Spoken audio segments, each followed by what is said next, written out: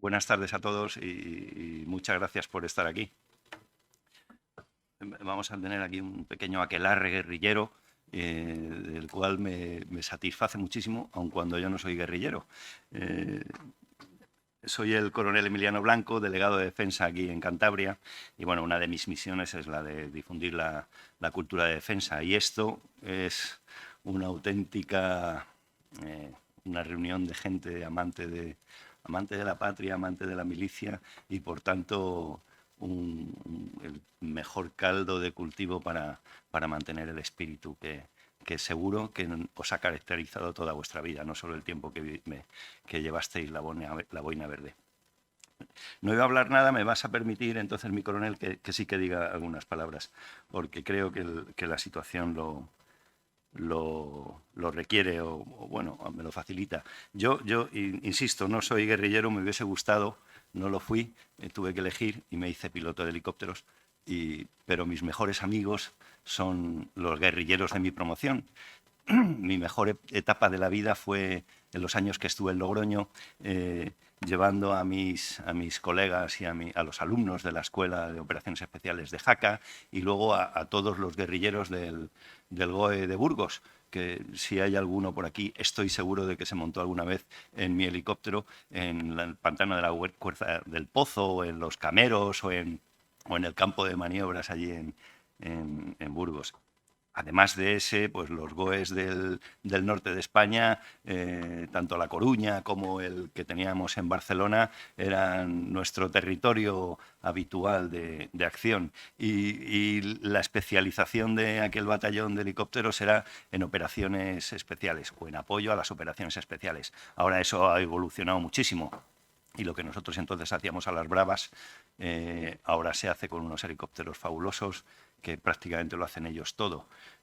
Vosotros haríais el rappel y, bueno, os iríais colgados de los patines y esas cosas que eran el no va más.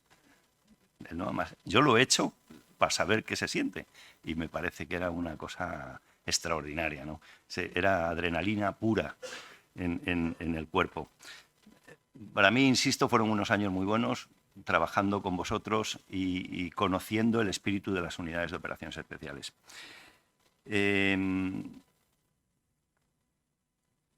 Hago un inciso. Aquellos guerrilleros eran soldados de reemplazo, erais vosotros. La mejor tropa que ha tenido nunca España, porque con aquel pequeño periodo de formación se alcanzaban unos resultados y una eficacia tan fabulosa que no podemos compararlo con el ejército que tenemos ahora, por mucho que lo que tengamos ahora sea extraordinario, ¿no? Pero son profesionales, se dedican a eso. Vosotros, con mucho espíritu, con muy poquitos medios, con unos jefes muy exigentes y en unas condiciones difíciles, pobres, conseguisteis unos objetivos altísimos. Yo, cuando uno ve ya después de 40 años de servicio, ya me han dado muchos soldados profesionales y de reemplazo, cuando se ve lo que hemos dejado atrás, yo lo echo mucho de menos. Vosotros echaréis de menos también, todos echamos de menos la juventud, pero lo que estamos echando de menos también es tener una juventud española que pueda algún día vivir estas experiencias y sentir a España de una manera distinta y sentir el uniforme de las Fuerzas Armadas de una manera distinta. Entonces vaya por delante mi agradecimiento, aunque seguro que el conferenciante Carlos y el coronel Manolo Prado también lo dirán. Y me permitís un par de digresiones. Lo sabéis y lo contarán seguro que mejor ellos, porque yo no soy un experto en operaciones especiales. El guerrillero o los guerrilleros, las unidades de guerrilleros nacieron para defender el territorio, la defensa operativa del territorio famosa, cuando España estaba sola y tenía que defenderse de un posible ataque del Pacto de Varsovia que en 4 días iba a plantar en el Atlántico. Y nosotros teníamos que defender nuestra tierra y ya está. Era la misión a toda costa. Todo eso evolucionó, ya lo conocéis, la caída del muro de Berlín y todas esas cosas. Las unidades de guerrilleros pasan a ser operaciones especiales, reconocimiento especial, o las operaciones especiales también, de asalto, en fin. cosas muy especiales, la cooperación o la colaboración con autoridades o con la acción en los países que se lleva a cabo en apoyo a regímenes que están en crisis, y nos habíamos olvidado de nuestro territorio. Y resulta que en 4 días nos hemos dado cuenta de que nos habíamos olvidado de cosas que no debemos olvidar. Ni los rusos eran tan malos como pensábamos, ni la guerra había desaparecido. Está ahí. Ya está. Lo estamos viendo, está ahí. Los ucranianos están combatiendo con unidades de guerrilleros, porque ni siquiera tendrán sus operaciones especiales, las tendrán, pero son nada, chavales jóvenes con formación militar más o menos buena, de la que le ha podido dar la OTAN estos años, buenos conocedores del terreno y con un espíritu elevadísimo, y han parado a los rusos. Luego al final el hombre está ahí. También están los misiles Javelin y todas esas cosas, pero el hombre está ahí, y el hombre sois vosotros. Y termino con una mención. Conocéis a Jean Lartegui, el escritor francés, pues lo habréis leído, me imagino, de joven, es como todos, ¿no? Aquel que escribió los mercenarios, los centuriones y los pretorianos, que decía que el guerrillero no envejece por los años, sino que envejece por la falta de retos. Y estoy absolutamente convencido de que a vosotros nos han faltado retos a lo largo de vuestra vida, y que a fin de cuentas el corazón sigue siendo tan joven como aquellos 18, 19, 20 años por ahí en esos montes. Y ya está. No digo más nada. Os toca a vosotros.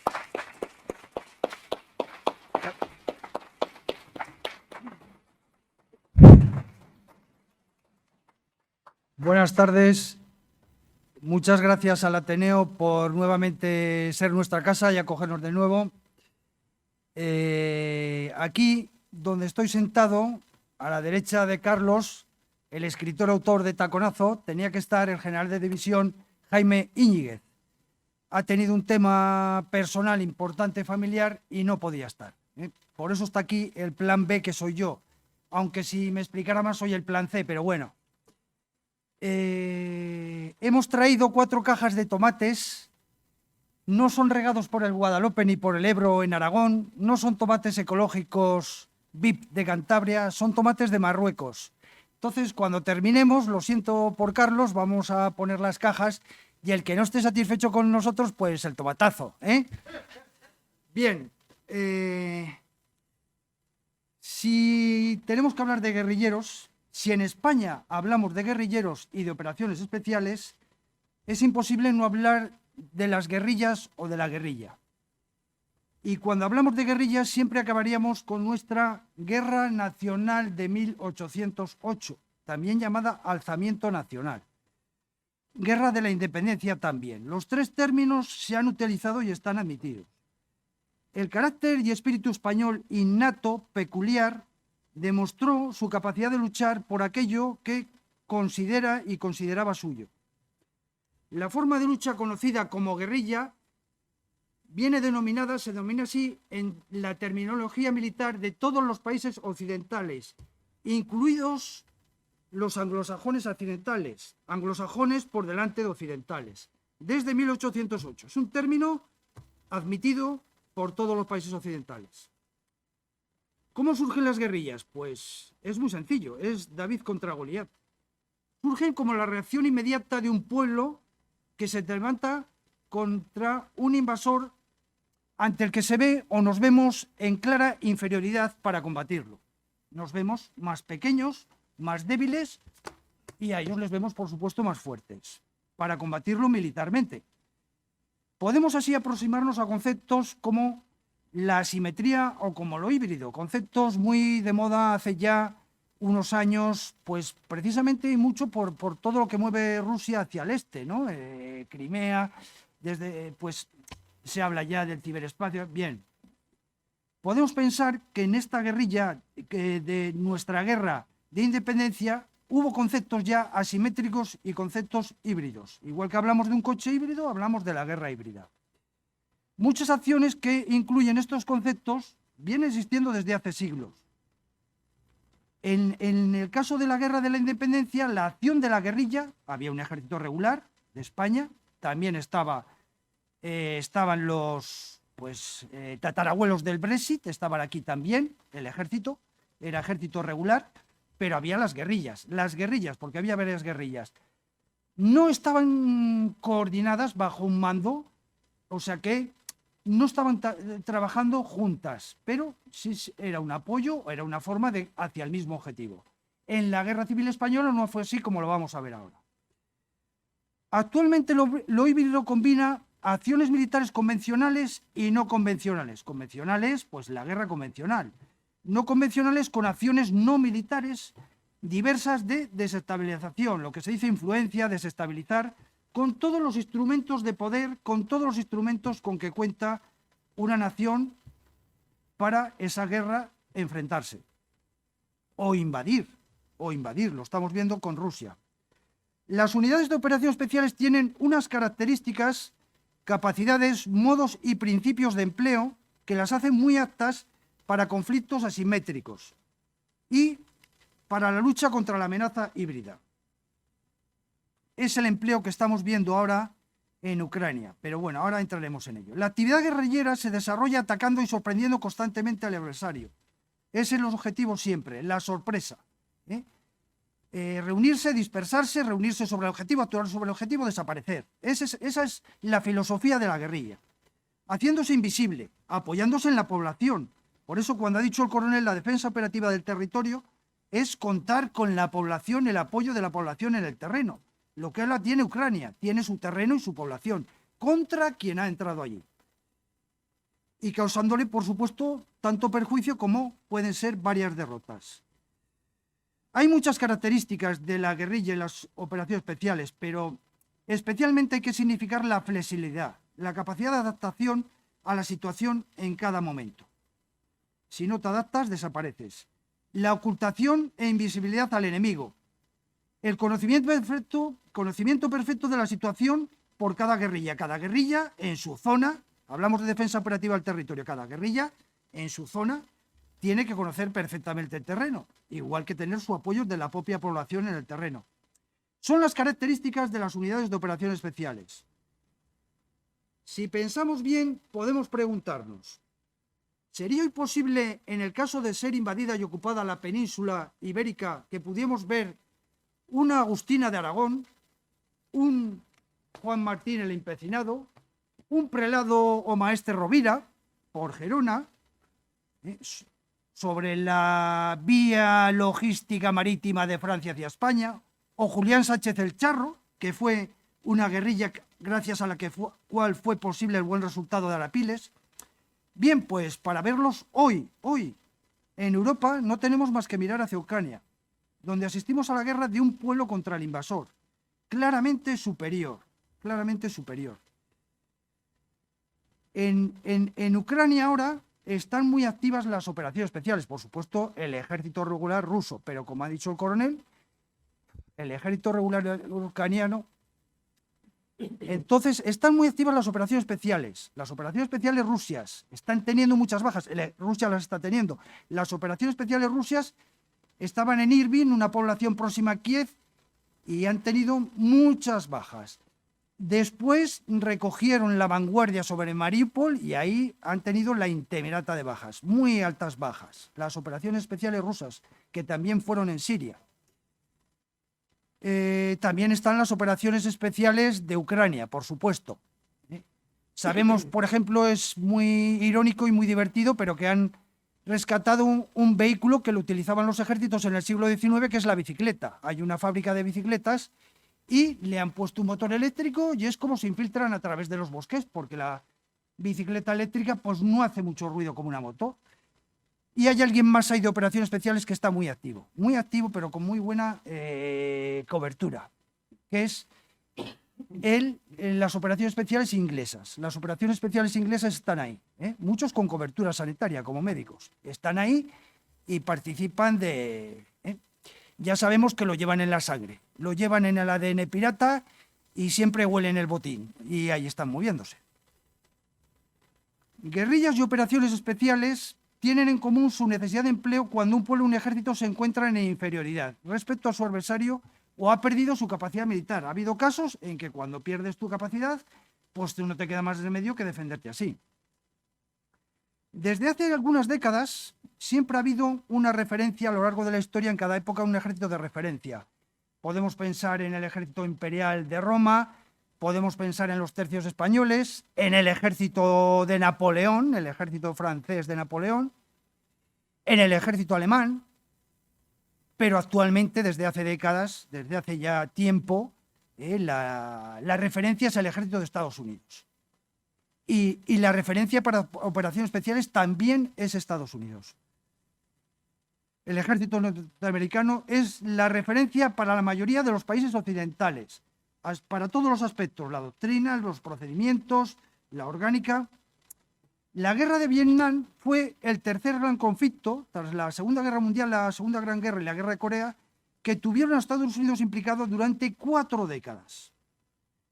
Para hacernos ya una síntesis de cómo era en Vietnam el problema, no hay más que ver qué dijo el presidente Kennedy sobre la guerra de Vietnam. Tanto Corea como Vietnam se empezó muy fuerte con las operaciones especiales, pero luego siempre hay planteamientos más convencionales, menos convencionales, y el tema decreció. ¿Qué decía exactamente Kennedy? Nos enfrentamos a otro tipo de guerra, diferente a la que estábamos acostumbrados. Una guerra librada por guerrilleros, subversivos, insurgentes, asesinos. Esto requiere una nueva clase de estrategia, un tipo de fuerza absolutamente diferente. Quizás, posiblemente, el pensar en una victoria convencional supuso la derrota de la guerra de Vietnam. Pero hay más derrotas. Podemos preguntar a Napoleón por 1812. Si cogemos la dirección contraria, hacia los Urales y hacia Siberia, podemos preguntar a Napoleón y podemos preguntar a Hitler. A Hitler le podemos preguntar por 1941. Su extensión estratégica de vías de comunicación dio el plato estupendo, el plato preferido de las operaciones especiales. Las operaciones especiales OTAN, respecto al Pacto de Varsovia que ha nombrado el coronel, con 2 palabras estaba muy claro su estrategia: dejarse pasar. Si el Pacto de Varsovia avanzaba, las operaciones especiales OTAN, dejarse pasar, para a continuación, mientras ellos extendieran, actuar sobre su retaguardia desde Rusia, actuar sobre sus líneas de avance. Bien, vamos a ver cómo han evolucionado las operaciones especiales en el ejército de tierra en España.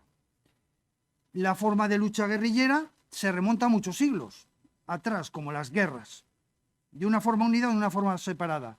El moderno empleo de la guerrilla nace, como decimos, con la guerra española de 1808, la guerra de la independencia.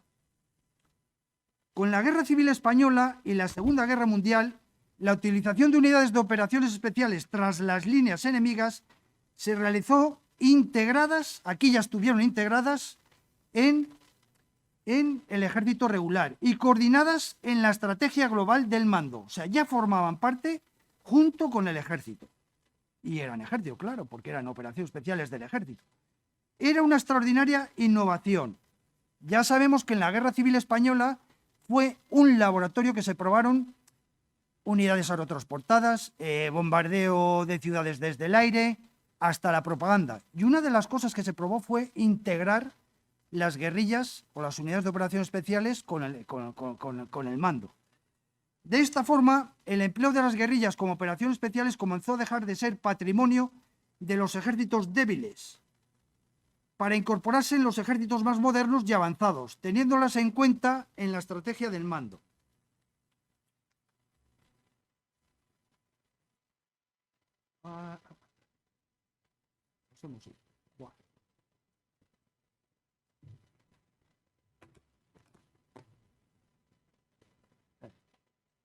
Vale.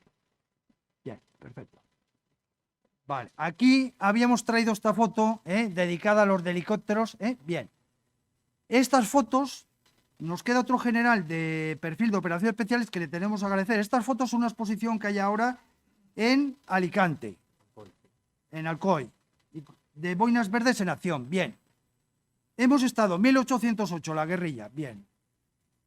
Ahora vamos a ver cómo han evolucionado en España las unidades de operaciones especiales. En el año 1957 se desarrolla en la MOE, en la Escuela Militar de Montaña, el primer curso denominado para el mando de unidades de guerrilleros. En diciembre de 1961 se crea con carácter experimental 2 primeras unidades de operaciones especiales. No les llamaron COES. La Unidad de Operaciones Especiales 71 en Oviedo y la 81 en Orense.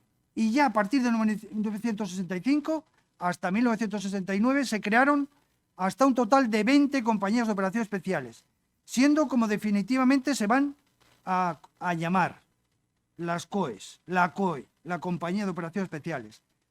Posteriormente se crearon una compañía en Las Palmas de Gran Canaria, otra en Jaca, en la Escuela Militar de Montaña de Operaciones, y por último la Unidad de Operaciones Especiales de la Legión en Ronda, que en 2 años y medio pasó a mandarse bandera de operaciones especiales.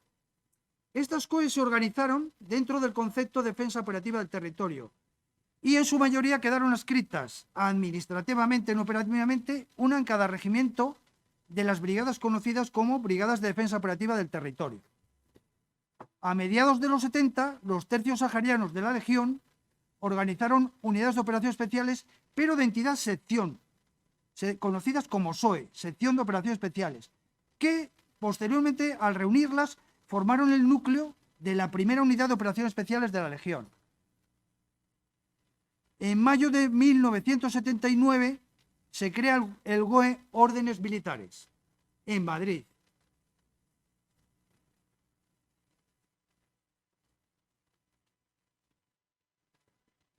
El primer GOE. A partir de ahí vamos creando grupos de operaciones especiales. ¿Cómo se crean? Pues lo sabéis. Alguno habéis estado en la COE de Bilbao y habéis terminado trabajando y destinados en Burgos. ¿Por qué? Porque estabais en la COE de Bilbao y os fuisteis con la compañía al GOE de Burgos. El GOE se creó en base a la COE 11 y 12. Ese GOE se creó otra tercera compañía que era la 13. En la COE 12 o Unidad de Operaciones Especiales 12 estaba Carlos y estaba el general de división Jaime Íñiguez, que entonces era capitán jefe de esa compañía 12 del GOE de Madrid. La década de los 80, como consecuencia del plan de modernización del ejército META, en el que desaparecen las brigadas de defensa operativa, se caracterizó por la creación de los GOE, en número de 6, aquí los tenemos, y luego el de la Legión. Eran uno por cada región militar de las que se constituyeron, esas 6. Los GOEs pasaron a tener dependencia ya directa de la Capitanía General de la región militar. Se mantuvieron también 3 compañías de operaciones insulares: Tenerife, Gran Canarias, Palma de Mallorca y la de Jaca. Y se creó también la bandera de operaciones especiales de la Legión. Bueno, así llegamos a la década, porque se puede ver, las décadas coinciden con COE-GOE. Llegamos a la década de los 90 y estuvieron marcados por 2 planes. Plan Reto, Plan Norte, que seguían significando reducciones de nuestro ejército de tierra. Y por ende, también en las operaciones especiales. Con el Plan Norte desaparecieron buena parte de los GOEs y las COEs que todavía quedaban. Las compañías también desaparecieron. Quedaron en pie el GOE 3 en Valencia, el GOE 4 en Barcelona y la BOE. Actualmente, donde está el MUE, hay 3 GOEs. Hay 3 GOEs, más una unidad logística también. Igual que el GOE de Madrid tenía 3 compañías de operaciones especiales y tenía una compañía de instrucción operativa también, pero que era la compañía de plano o logística. En octubre de 1997 se creó el Mando de Operaciones Especiales del Ejército de Tierra. No nos liemos con el Mando de Operaciones Especiales conjunto, que inicialmente estableció su jefatura en la ciudadela de Jaca. Luego sabéis que fue para Alicante. Con el cambio de siglo, nos vamos al 2000, que es un año muy importante, se reunieron a todos los GOE que quedaban en Alicante. Están allí el GOE, corrígeme si me equivoco, Alberto, el GOE 2 Valencia, no, el GOE 2 Alicante, el GOE 3 Valencia, el GOE 2 Valencia, el GOE 3... y la Empurdán, y la BOEL. 3 GOEs y la BOEL.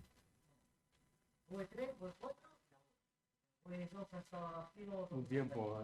Sí, hasta un tiempo. Vale. Son 2 GOEs. Pues ya hemos pasado, ya estamos en 2 y el de la Legión. Ya estamos en 2 más del de la Legión.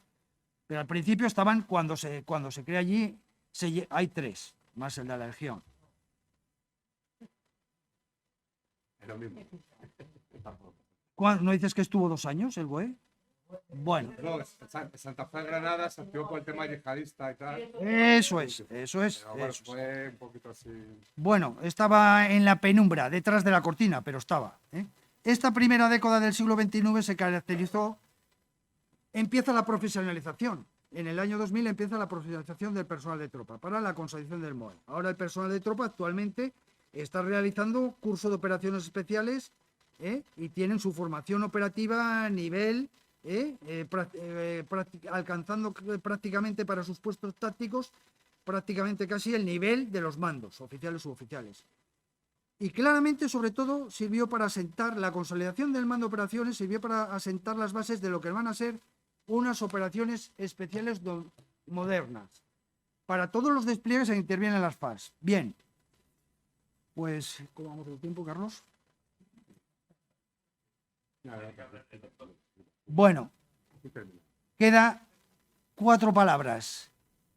En todas las características de las operaciones especiales hay 3 características muy aceptadas en España, que son, y aquí terminamos, las 3 más importantes. La coincidencia en la necesidad de diferenciarlas de las unidades convencionales o de propósito general. Ya no se utilizan de forma convencional, tienen hasta su propio mando que no es convencional. El tipo de objetivos de gran valor al que deben dirigirse sus acciones, evitando asignación de objetivos que puedan ser más apropiados para otras unidades. Y el grado de riesgo. En guerra todos tenemos el grado de riesgo, eso está claro, ¿no? Pero también tiene un grado de riesgo político estratégico de sus acciones, que hace necesario que la decisión de desempleo sea al más alto nivel. Y aquí nos quedamos. En conclusión, España, además de haber sido capaz de vencer al ejército francés en la península ibérica, fue una forma de liberar un conflicto que ya podíamos denominar como asimétrico, aprovechando todas las posibilidades de una guerra híbrida.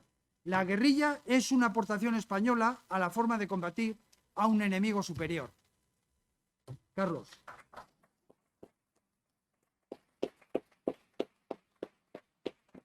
El vídeo, ¿no? Que ponga el vídeo ahora. El vídeo. Sí, el túnel.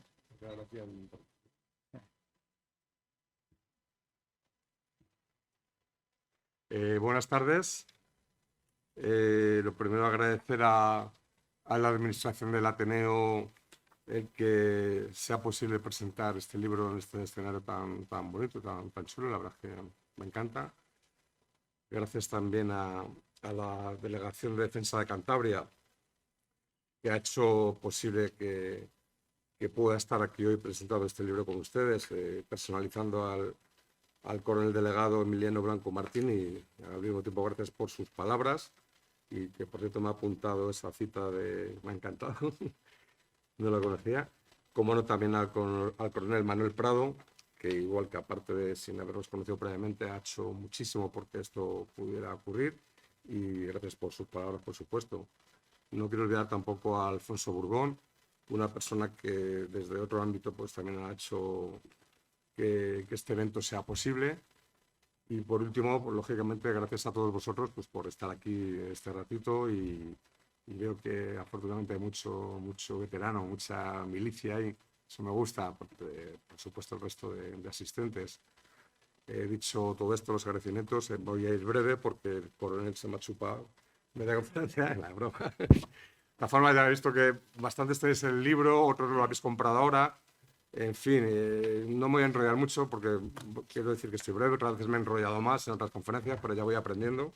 Entonces cada vez lo hago más corto, pero tampoco hay que hablar tanto. Yo creo que al final cuando ya se lee el libro, aparte que todo lo que diga ahora lo explico muy bien en el libro, muy preocupado de dar esas explicaciones.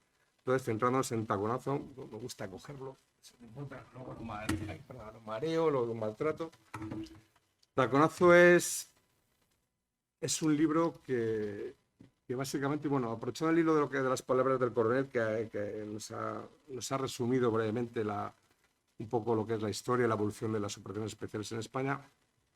Taconazo sí que tiene como contexto, lógicamente, estas unidades especiales de nuestro ejército, pero va dirigido al personal humano. O sea, Taconazo no habla de la historia, de las actividades o acciones o entrenamiento de distintas operaciones especiales españolas. ¿Te acuerdas, habla de las personas que componían, que hicieron posible que estas famosas o míticas, si hay que decirlo, porque en su época, cuando éramos jóvenes, así se nos consideraba, habla de esas personas que hicieron posible que estas operaciones llegaran al punto donde han llegado hasta ahora, a ser unas unidades de las más, digamos, prestigiosas del mundo a nivel de operaciones especiales. O sea, ojo, digo del mundo, a nivel tipo Navy SEAL o SAS británico, pero si no hubiera sido por ese caudal humano de tíos zumbaos, como lo llamo yo, como éramos nosotros, gente joven que fue nutriendo estas compañías, hoy por hoy no serían lo que conocemos, lo que es el mando de operaciones especiales actual o el resto de operaciones especiales de los ejércitos, ¿no?, que están aglutinados en el MCOE. Entonces, insisto, una peculiaridad importante de este libro es que centra la trama en el caudal humano, en la persona, en el guerrillero, en el boina verde, en el, como lo queramos llamar. Sobre el libro, voy un poco rápido. Esto no pensaba que fuese un libro, la verdad que es un libro un poco raro porque está hecho al revés. Normalmente la gente, cualquiera, dice, bueno, voy a crear un libro, en este caso es un libro ilustrado, ¿no? Tiene más dibujo que letras. Pero yo no pensé que, digo, o decidí, digo, voy a hacer un libro. Entonces, ¿yo qué hice? ¿Qué ocurrió? Yo, pues, me gusta dibujar y me gusta dibujar soldaditos y me iría a dibujar guerrilleros, pero sin ningún objetivo, y mucho menos publicarlos. Un día me encuentro con que tengo muchos dibujos, yo, pues esto los podía juntar, ¿no? Y ahí es cuando empiezo ya, digo, pues sí, se podría hacer aquí un libro, porque estos dibujos ya de por sí comunican. El dibujo, lo bueno que tiene más el tipo cómic, que tiene una facilidad de comunicar que ayuda bastante. Digo, si encima lo apoyo con unos textos breves, pues para que no sea un libro muy pesado, y también hay que entender que hoy día a la gente cada vez nos gusta menos leer, digo, no quiero hacer algo muy... Y luego encima quería conseguir algo afable, algo gracioso, algo ligero. En literatura sobre operaciones especiales nunca ha habido mucho o prácticamente casi nada. Ahora parece que surge algo más. Entonces, bueno, esto es una forma de aportar mi granito de arena, ¿no? Entonces, como decía, una vez que decido que tengo mucho dibujo, que los podía estructurar de tal forma que podía hacer un libro, es cuando empieza a surgir la idea de hacer este libro. Entonces, yo al principio, cuando ya decido que esto va a ser un libro, siempre voy pensando, bueno, dedicado al veterano, dedicado al guerrillero, dedicado al mando de operaciones especiales, al que estuvo, al que ya no está. Pero luego quiero ser un poco más pretencioso y pienso, ¿por qué no hago un libro que no esté exclusivamente destinado digamos, al entorno de operaciones especiales o militar, sino un libro divulgativo, un libro que pueda leer cualquiera, o sea, familiares, esposas, nietos, sobrinos, gente más joven. Digo, hacer un libro divulgativo, bueno, la palabra lo dice, para divulgar, que la gente, que la sociedad española conozca que una vez, y no en un tiempo muy lejano, estas unidades con estos chavales existieron. Los libros valen para muchas cosas, pero entre otras cosas valen para contar historias. Y pensé, o fue un poco lo que me animó a seguir adelante, que se podía contar una historia y una historia bonita, cuyos protagonistas eran fantásticos, porque eran gente totalmente anónima, pero eran gente de España, gente joven de mil y una procedencias y estratos sociales, que decidieron hacer algo especial que no hacía cualquiera, que fue dar un paso hacia adelante, hacia ese yo me atrevo, a lo más duro, a lo más difícil, donde nadie quería ir, y sin pedir nada a cambio. No pedían dinero, no pedían nada especial, mucho menos mejores permisos o mejor trato. Quien ha pasado por una CUE sabe de qué estoy hablando. Al final lo que les unía era conseguir su boina verde, que era y sigue siendo un símbolo muy especial. Entonces, tenía claro, según dibujaba, según iba escribiendo el texto, que esto sí que era una historia bonita, y ¿por qué no contarla? Cualquier cosa que ocurre, ha ocurrido referente a una sociedad o un hecho y no hay documentación gráfica sobre él, se llama prehistoria. Yo no quería que mis compañeros y esta gente que nutrió estas cosas se quedaran en la prehistoria. Entonces, por eso ya fue cuando digo, adelante, voy a hacer un libro, pero ya lo voy a hacer bien, voy a aprovechar los dibujos que tengo, y eso también influye en que tengo que adaptar los textos, la estructura del libro a los dibujos, no al revés. Pero bueno, yo creo que me ha salido bastante bien. Más, a ver, que me apunto las cosas y luego no las leo, pues ya no sé por dónde voy. Va, voy bien, voy bien. Me avisas con la hora, ¿eh? Entonces, lo que decía, es un libro que cuenta una historia que creo que merece la pena conocer. Luego, aparte, al ser contada en clave de humor, con dibujos más o menos que pueden ser graciosos, a unos les puede gustar más, a otros menos. Quizá los chistes veteranos sí que los entienden más que gente que no lo ha sido, pero en general la comunicación visual, la comunicación con ilustraciones, afortunadamente sigue gustando. Quizá a lo mejor es porque estamos un poco cansados ya de tanto internet, tanto WhatsApp, tanto YouTube, y ahora cuando ves un dibujo pues te llama la atención, independientemente del tema que trate, ¿no? Entonces creo que esto es una de las claves de éxito que pueda o no tener este libro. Y entonces al final lo que hago es ya, cuando ya tengo claro que por fin quiero hacer un libro, pues nada, me meto en un tema de hostelería, no tengo tiempo de nada y se para todo. Pero por desgracia, o mejor dicho, gracias a o por culpa del confinamiento este bestial que tuvimos en el año 2020 con el tema de la pandemia, bueno, pues sí o sí, encerrado en casa, es cuando decido que tengo que ya preparar o sea, que tengo que terminar el libro, que tengo que darle forma. Entonces al final ya me voy creciendo, digo, bueno, ya tengo los dibujos, más o menos tengo el texto, la estructura es fácil, porque la estructura capítulos del libro, pues me baso en las fases que teníamos en el entrenamiento de operaciones especiales, fase de agua, fase de combate, topografía, guerrillas, etcétera. Y tengo dibujos pues para que puedan ir destinados a esos capítulos de esas fases. Lo que hago es que, como decía antes, hago un texto previo que introduce al lector, sobre todo al lector que no sea muy ducho en este tipo de temas, a explicarle un poco lo que se va a encontrar. Pues, en la topografía, pues el guerrillero, el sufrido guerrillero, va a una zona donde se tiene que, en fin, voy explicándolo. Esa es un poco la estructura. Lo que ocurre es que todavía quiero más, digo, pues le voy a dotar el libro de más entidad, digo, ya que me pongo. Y quiero que tenga un prólogo y un epílogo. Y este prólogo consigo, y tengo la gran suerte de que me lo escriba la persona que fue mi capitán, un gran guerrillero, y actualmente es el general Jaime Níguez Andrade, que bastante de vosotros conoceréis, y consigo que el prólogo lo firme y me lo escriba él.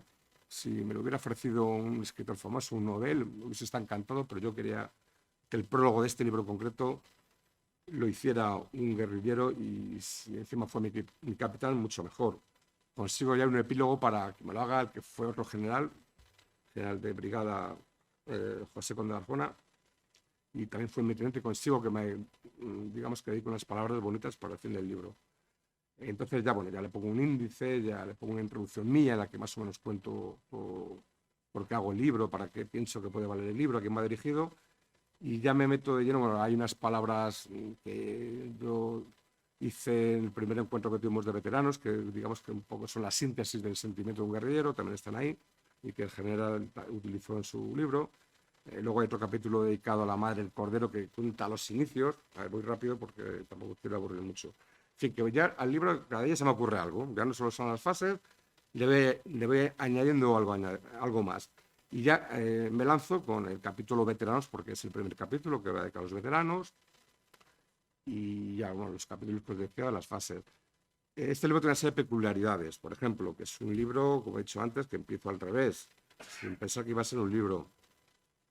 Es un libro que bueno, se le puede otorgar el mérito de ser el primer libro que se ha escrito en España de forma en plan cómic ilustrado sobre los buenos verdes. No que sea un gran mérito, porque no hay nada, pero bueno, si algún día dentro de unos siglos se estudia, pues oye, este fue el primero, que no me quiten ese placer o ese privilegio.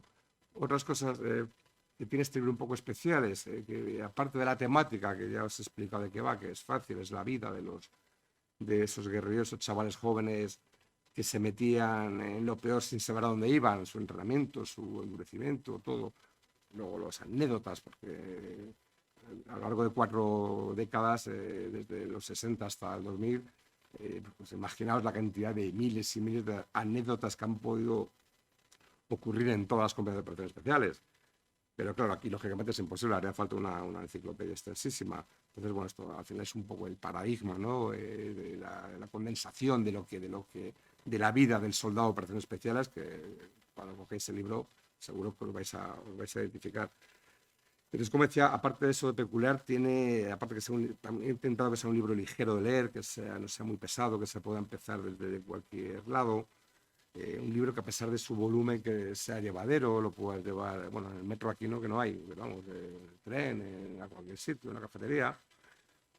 Tiene algo también especial para mí. O sea, yo este libro, además, yo le llamaría el rey emérito de los libros, porque es muy campechano. Entonces, eso también ayuda. Luego es un libro muy sincero. Es un libro sincero porque actualmente quien quiere editar un libro, como en este caso he sido yo, sin tener ni idea, tienes la opción de hacerlo pagando, claro, o sea, autoeditándolo. Entonces, como pago yo, no tengo que estar sometido a la censura, al filtro de ninguna editorial que haya apostado por mí. Entonces, es bueno o es malo esto, pero vamos, sí que puedo asegurar que es un libro 100% sincero y sin filtros. A lo mejor si hubiese pasado por una editorial seria y me hubiesen puesto filtros, o los libros se hubiese quedado a menos de la mitad. Pero bueno, que sepáis que todo lo que veo aquí es de verdad que no me guardo nada. A lo mejor me paso en algunos casos, pido perdón, ya lo digo en el libro. Otra cosa también que quiero recalcar y lo pongo atrás, me preocupo mucho de decirlo, para que lo sepa, no lo lean. Cualquier parecido con la realidad de lo contado en este libro no es mera coincidencia. Con esto quiero decir que aunque parezca que se exagera por las licencias que dan los dibujos tipo cómic o cosas que pueden parecer exageradas, yo ya lo digo, y sobre todo el que ha servido en una CUE me lo va a rebatir. Yo lo que veo aquí es cierto, todo es cierto. Puede parecer exagerado, no sé yo. Yo creo que muchas cosas que si contáramos o se pudieran transmitir serán mucho más exageradas o podrían parecerlo. Pero esto es importante, que esta es una historia, como digo, bonita de algo que ocurrió, pero sobre todo lo que se cuenta aquí es real. No hay nada inventado para que quede mejor ni para que quede peor el libro. Todo es real, solo que, como decía antes, contado desde una óptica más ágil y desde el humor, ¿no? Que el humor yo creo que es algo que cada día nos hace falta más, ¿no? Que vivimos en una sociedad pues, con bastantes problemas por todos lados, y darle una chispa de humor a un tema serio, porque ojo, esto también tiene su complicación. Hablar siempre que se habla de algo militar y más de una unidad con un entrenamiento duro, unidades que han tenido caídos, que han tenido muertos en sus filas, y querer hablar de ella en plan chiste, hay que tener su equilibrio. Creo que lo he conseguido. Entonces, es otra peculiaridad que tiene el libro. Y acabando ya con las peculiaridades, que cuando lo leáis o lo tengáis ya lo podéis ver, me atreví, insisto, como no tenía filtro, no tenía control, me atreví a meter una serie de capítulos un poco, imagina, pues porque ya me apetecía, ya cada día se me ocurría algo nuevo. Y entonces es el único libro, que también esto pasará a los anales de la historia, el único libro que le dedica un capítulo entero, incluso una oda, al chusco de pan. El chusco de pan, ese bollo de pan que ha perdurado en todos los cuarteles de España, que, ¿por qué no acordarnos de él? Si es que no hubiéramos podido vivir sin el chusco de pan.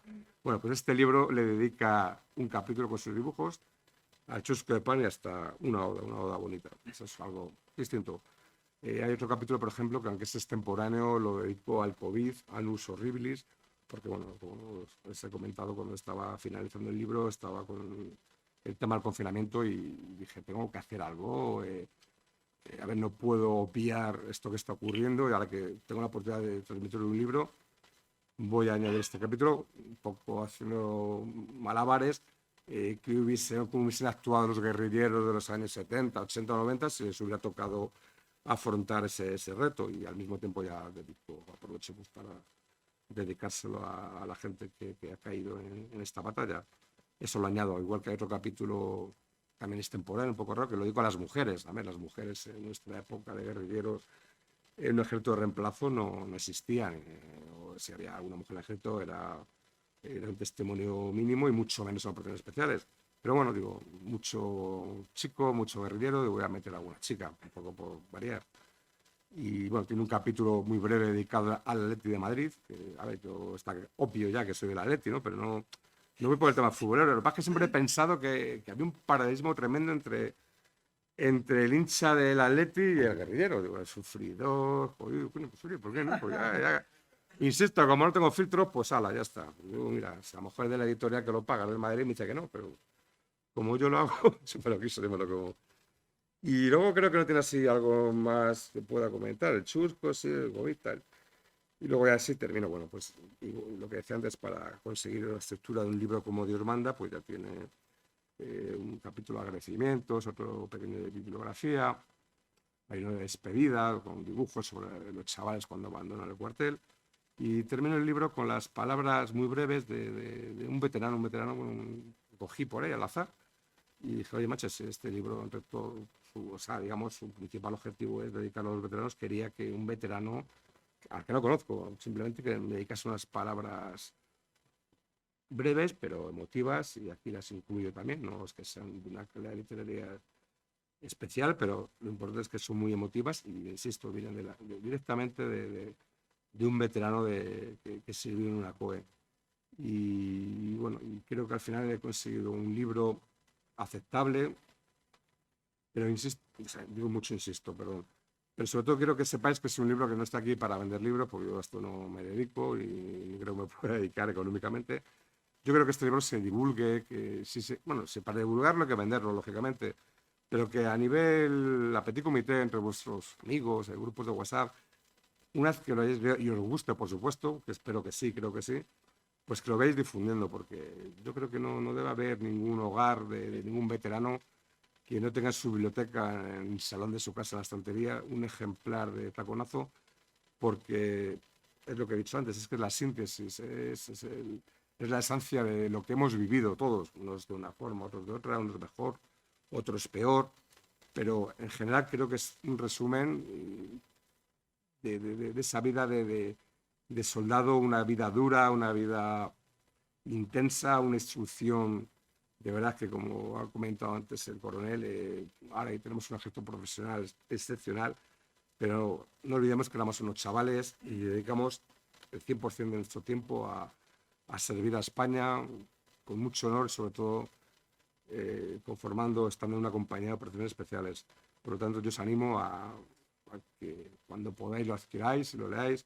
Ahora, pues fíjate, a la entrada bastante me habéis comprado un libro, habéis adquirido un ejemplar, ahora la salida, si alguno quiere algo más, si no da tiempo, pues gustosamente se lo dedicaré. Y yo creo que no me voy a enrollar más. Por la hora, pues mira, más o menos lo voy consiguiendo. Lo que es raro que siempre me enrollo el cuádruple, ¿no? Pero voy aprendiendo ya. Y bueno, y por último, sí, claro, que no se me olvide. A ver, otra vez de este libro, las cosas que creo que son buenas, es que el autor soy yo. O sea, ¿yo qué significa que he sido un guerrillero? Soy un guerrillero, un veterano. ¿Quién mejor que un veterano de la COE puede hacer un libro sobre las COE? A ver, si este libro resulta que lo firma un señor de Suecia que se ha dedicado toda su vida a la botánica, no quedaría igual. Ahora, si lo firma un tío como yo, español, que ha servido de una coedura como la 12, y aquí relato mis vivencias, porque yo era de los arrestados, o sea, no era tú que era el... En lo que está expresando ahora Carlos, hay algo que se nos escapa, y es que, en cierta manera, es un libro escrito por un buen soldado de ejército de tierra para los soldados de operaciones especiales o para los soldados.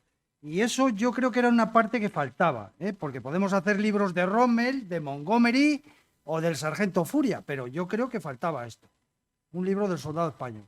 Gracias, sí, eso un poco lo he dicho, que al final la base de este libro, desde el principio que lo he comentado, es que va dedicado al humano, al soldado, lógicamente tengo en cuenta a sus oficiales, que sin ellos esta zona no hubiera sido nada, pero en general va dedicado al soldado que conformó estas unidades. Lo he dicho de una forma ligera, creo que con mucho cariño sobre todo, y con una pizca de humor, que el humor desde luego no nos viene nunca mal. Y acabando, porque insisto, no es un libro, aunque tenga muchos dibujos, porque yo soy dibujante, no es un libro para mostrar mis excelencias como dibujante, me da lo mismo. Al final he utilizado mis dibujos para transmitir con algún texto de otra forma distinta. Acabo la bonita historia de esos chavales que conformaron lo mejorcito que ha tenido nuestro ejército de reemplazo, y muchísimas gracias. Ya no sé.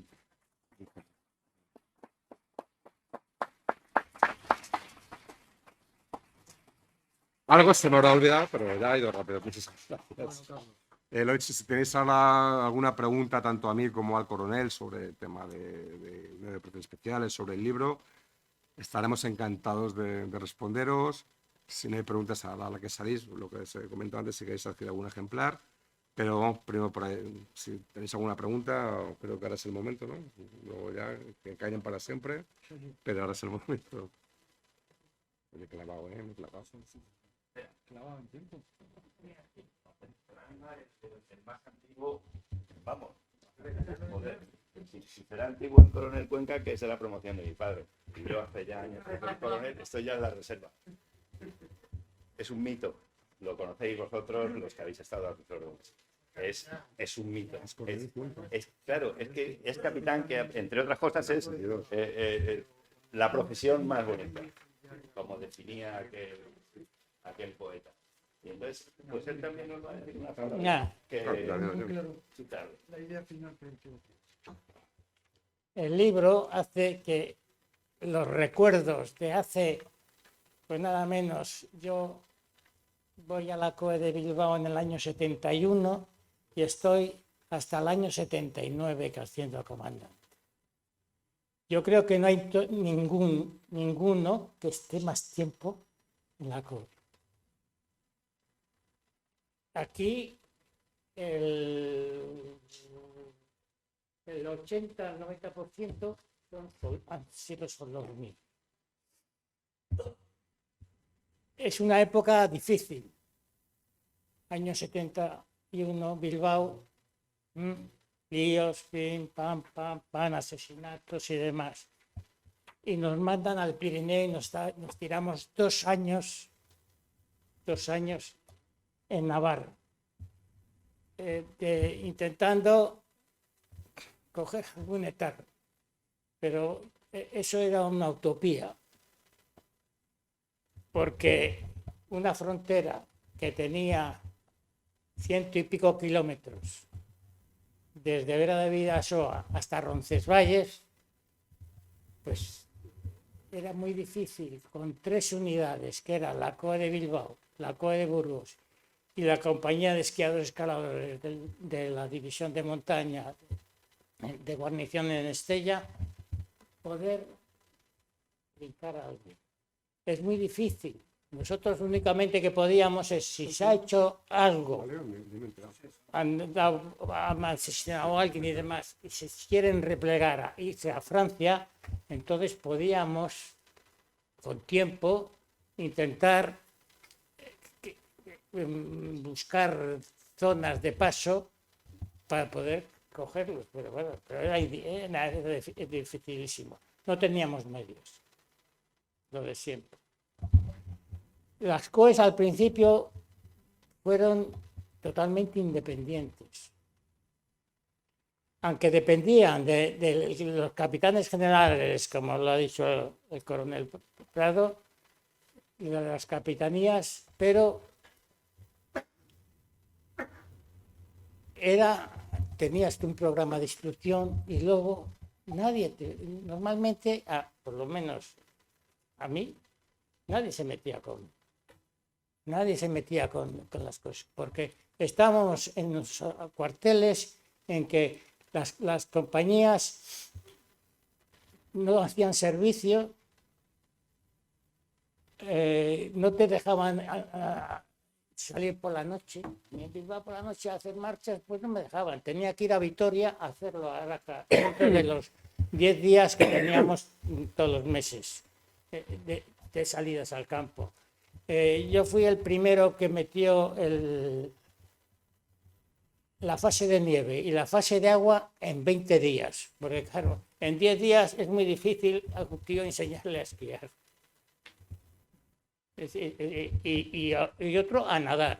Aquí hay uno, el tío más grande que hay aquí, que es Enrique Arce, le enseñé yo a nadar porque le dije que si no se iba a ahogar. Le tiré y vete hasta allí, y el tío llegó hasta allí en 10 días. Y era un remero. Remero de astillero. Astillero. Y yo le digo, tú sabrás cómo aprendes a nadar. Bueno, son anécdotas que para contar, porque me cogen a mí ahora de sorpresa y nada.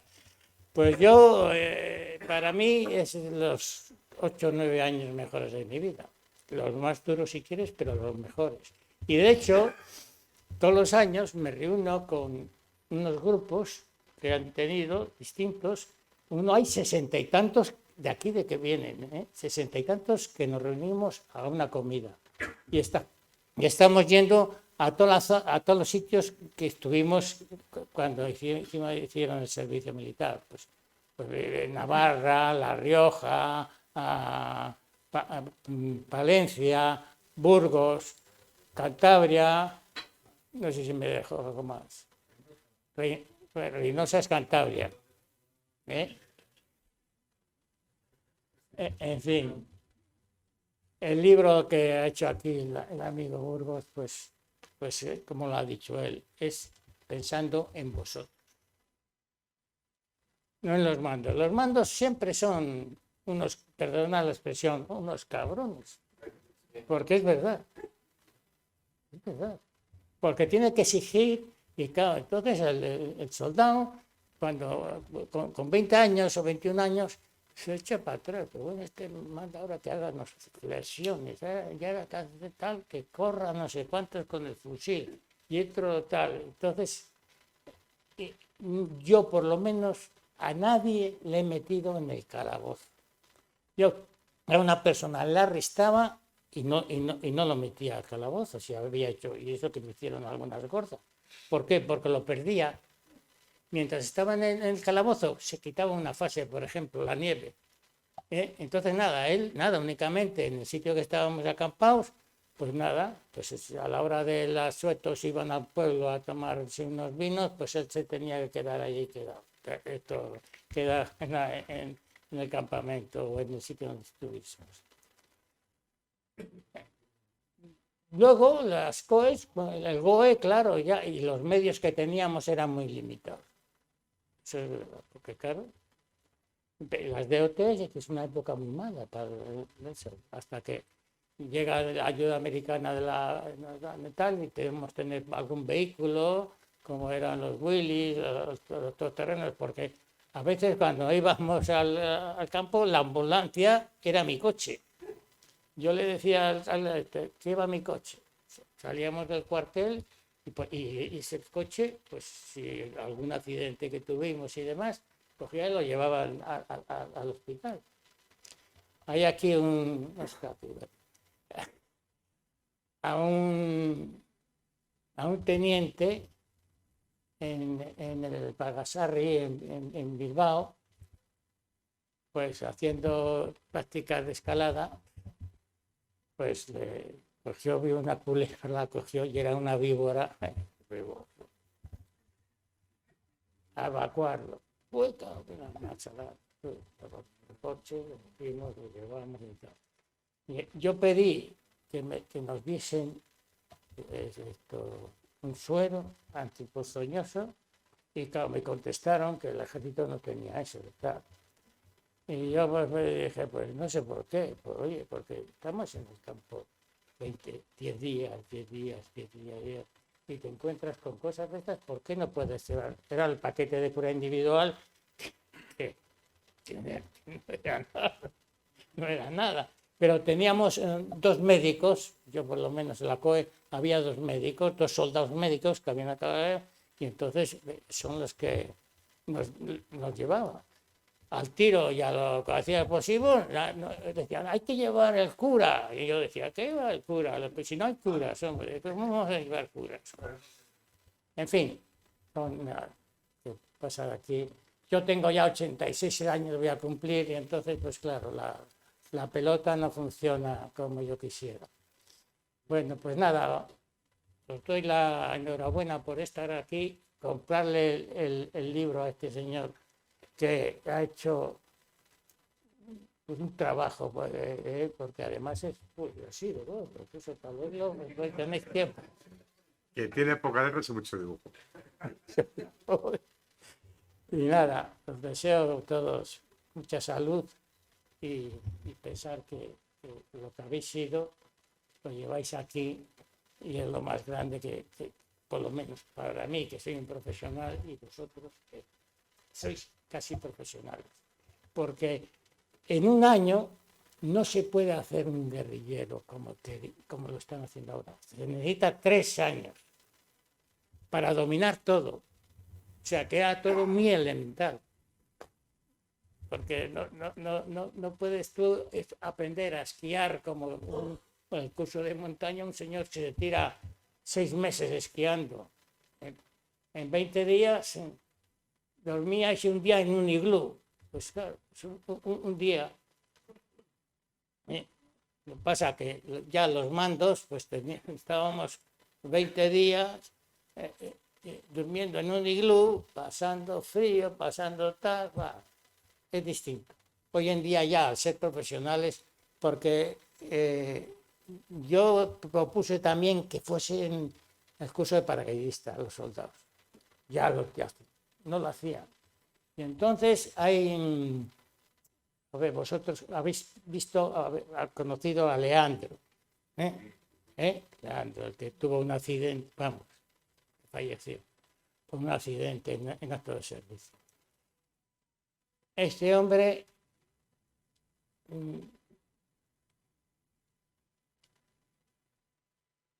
yo me emociono porque es un recuerdo para mí, porque este está en la COE un año antes que yo, y era el que me dice cómo llevaba la oficina, llevaba todo, tenía un corazón de oro y era un tío duro como un roble. Pero en fin, no sé qué iba a decir. La verdad es que se me ha ido el entonces.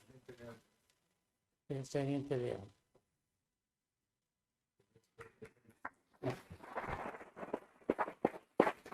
Perdonar,